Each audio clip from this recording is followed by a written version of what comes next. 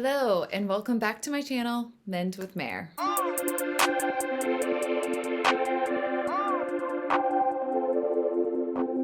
So I hope that you enjoyed the Mad Woman video, and at the very beginning of it I had mentioned that I felt as if this is the sister song to Vigilante shit. I love this song, I have heard it before, this is not a first time reaction. I think that it's a really awesome song, and it's almost the version of Mad Woman a couple years later because of the evolution of things and about separations and divorces. Let's just get right on into it. Draw the cat eyes sharp enough to kill a man. You did some bad things, but I'm the worst of them. Sometimes I wonder which one will be your last lie. They say looks can kill, and I might try.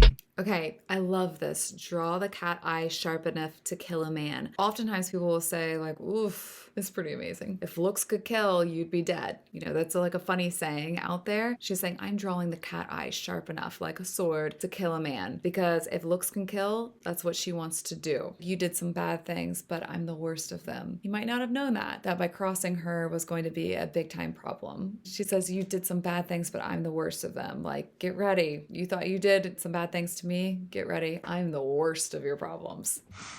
I love the vibe. I love the feeling that it gives you. You know, it's empowering, especially if you all have ever experienced a really bad betrayal. You want to be this person that she's talking about and describing. At least I do. I don't dress for women. I don't dress for men. Lately I've been dressing for revenge. So she's not dressing for anyone else. She is dressing for revenge. So if looks could kill, you'd be dead. She's going to dress in a way and look in a way that will take you down. I don't start shit, but I can tell you how it ends. Don't get sad, get even.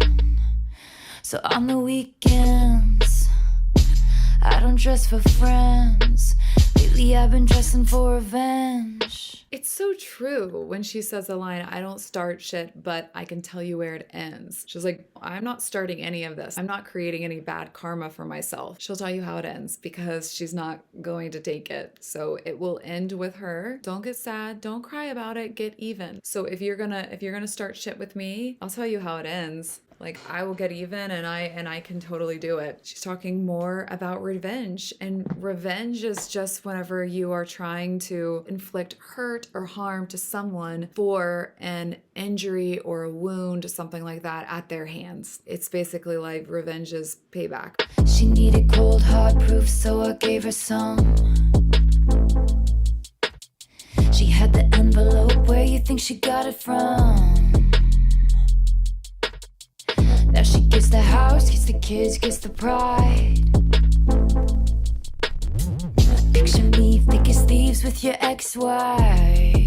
So ex-wife, she's describing here that she needed cold hard proof, so she gave her some. I think it goes back to Mad Woman and it being about Scooter Braun. His wife defended him at the time, and Taylor referenced in that song that there was some type of infidelity that good wives always know. She wanted to have the proof. She wanted to know what I was referencing there. I'm like, I gave her the envelope. Where do you think she got it from? Now she gets the house and the kids, she gets the pride, and then now she is thick as thieves with your ex-wife. It could be about Kim K and Kanye though too, but I do think it might be more of the Scooter Braun. These men used their wives to defame Taylor and to say that she was wrong and that she's essentially crazy, like a mad woman. After everything blows up for them and they both went through divorces, then they might be thick as thieves with Taylor now because they realize what had happened. That either they were used, or what those men did to Taylor, they will also do to their own wives. You can't be naive in that. So that's what I think. Ex-wife. Come on now. And she looks so pretty, driving in your Benz. Lately she's been dressing for revenge.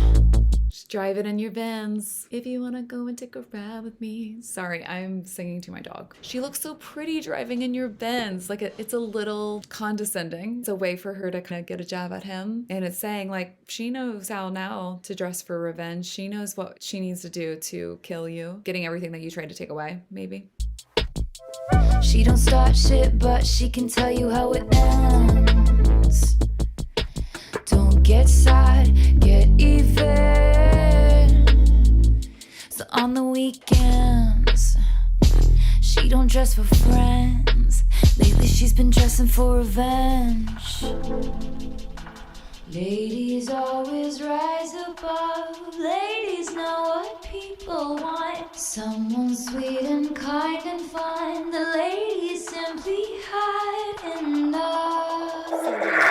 Let me go back to that, because mad woman, think about it. No one likes a mad woman. What a shame she went mad. What a shame. And so she's saying ladies always rise above, and they know what the people want, just like she knew in Mad Woman. They don't want a mad woman. They want someone who's sweet and kind and fun. And now she's saying, no more of that. We're not doing it anymore. It's not serving us. We've had enough. So this is what we're gonna do. And she's about to tell us. Hide in love.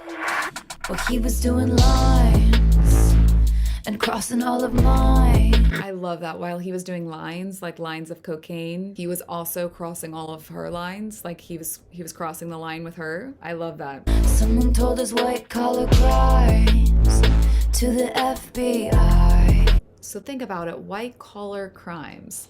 What are those? First thing that comes to mind for me is insider trading, where you're doing something illegal, you're sharing information behind the scenes to make a profit off that knowledge. So think about that. Between Scott Borchetta with her music and Scooter Braun, there was some type of insider trading of information going on, something kind of like I referenced back in the Mad Woman video. So his white collar crimes, insider trading, someone, not sure who, reported it to the FBI.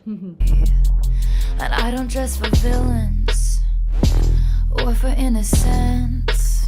I'm a vigilante shit again. I love the way that sounds, the way she takes the word vigilante shit again, and just vigilante is just like spread out. I don't know. I feel like it's spread out. So being a vigilante is essentially whenever you just take the law into your own hands. This is usually because, legal authorities and the government in some cases are seen to be inadequate, basically. So since they are seen to be inadequate, then you have to take matters into your own hands. This is why a lot of those films, one of my favorite films, top 5, is The Fugitive. And that's what it's about. This man's accused of murdering his wife when he didn't, and he dips out on the police, does a bunch of illegal things because he wants to get justice and to clear his name. He couldn't trust that people were going to do their due diligence and truly listen to him that he was being framed. So he took the matters into his own hands. He's a vigilante. He was like, I'm not going to take it. There's some awesome movies that are about vigilantes, like The Equalizer, Batman. Taken is a really good one too. I love Taken. Kick-Ass and The Watchmen, Teenage Mutant Ninja Turtles. Those are definitely vigilantes. I love you, Donatello. I don't start shit, but I can tell you how it ends. Don't get sad, get even. So on the weekends, I don't dress for friends. Lately I've been dressing for revenge.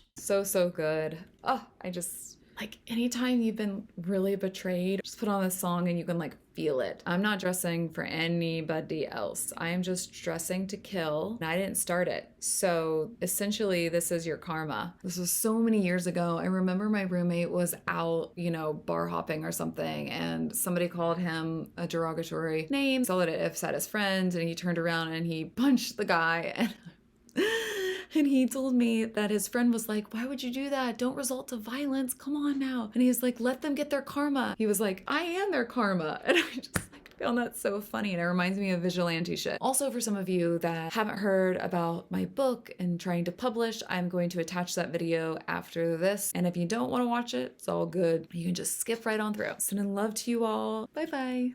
Some of you have asked me how to send payments to me, and I was thinking a lot about it. I never started this YouTube channel to make money. That wasn't the goal. The goal was to create a following. I really, really want to publish 2 of my books so badly. It's a dream of mine. It dawned on me that maybe I shouldn't keep trying to go through publishing companies, and I should just publish myself, self-publish. So if you all do send me any type of payments, I promise you it'll go towards self-publishing, because I've been rejected by, let's get out the list. So Harbinger, rejected me. Chronicle, I never heard back from, and I still love you, Chronicle books. They're the best. I have so many of their card decks too. Hesse Publishing, I came really close, but wasn't able to seal the deal. Cider Mill Press, Quirk Books, my husband.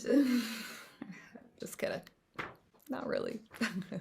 You gotta laugh. You gotta make jokes to handle the sadness. I have decided that I'm going to just take it into my own hands because why not? I think that self-publishing is something that a lot of us have to do if we're not given the opportunities to get in the room with somebody that we know or some type of connections, which I don't really have. So anyways, if you do want to support me with it, I will happily put it toward finally making my dream come true. The book is called Hey Addiction, Thanks for Nothing. It's a brutally honest guide to loving an addict without losing your mind. The loved ones of addicts that have become collateral damage in the midst of the addiction of their loved one. So it's for them, and it has some of my artwork in it, some funny, weird artwork. It's kind of like a self-help memoir. I don't start shit, but I can tell you how it ends.